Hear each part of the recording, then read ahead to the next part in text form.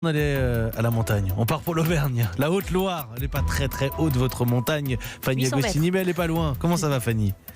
Ça va bien, Mathieu, bonjour. Tous les matins, on vous retrouve et on respire un peu le bon air de la campagne. On va rentrer, attention quand même, dans une période un peu rude, à la campagne comme en ville, rude pour les végétaux en particulier. Mais vous nous dites, Fanny, que certaines plantes, au contraire, adorent le froid et en ont même besoin.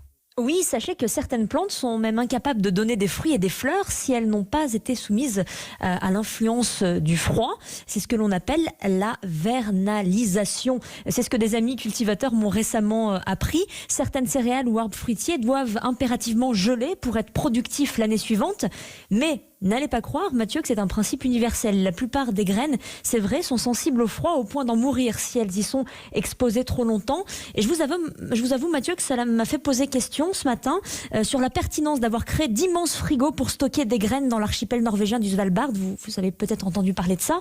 Il y a un stock précieux de graines là-bas pour mettre en sûreté toutes les semences des cultures vivrières du monde. Mais je vous le dis ce matin, ce conservatoire mondial est en réalité en train de périr. Alors si je vous suis bien, Fanny, ça veut dire que le gel censé conserver les graines est à l'inverse en train de les tuer?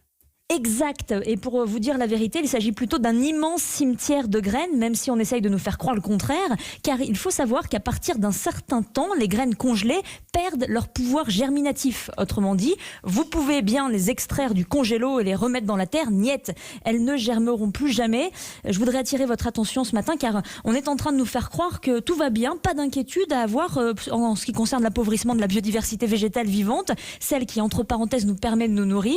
On peut bien breveter à tout va, restreindre ce que nous mangeons à une poignée de variétés, car l'arche de Noé végétale est bien au frais, au frigo, et à l'occasion on ressortira les graines quand on en aura besoin, en cas de coup dur, sauf que ça marchera pas comme ça. Avec la pression du changement climatique, on peut se douter que nous aurons besoin de plus de diversité à l'avenir.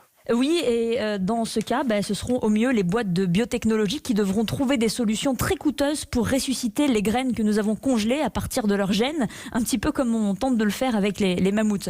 Sans blague, une raison supplémentaire ce matin de promouvoir la diversité des semences paysannes qui elles seules peuvent garantir la pérennité d'un patrimoine vivant dont nous avons et nous aurons tous à l'avenir besoin. Merci Fanny, c'est pas des blagues pour les mammouths, certains veulent essayer, mais on va en rester aux graines. On a moins besoin des mammouths que des graines. On a moins besoin des mammouths que des graines, je pense que tout est dit. Ça peut être la...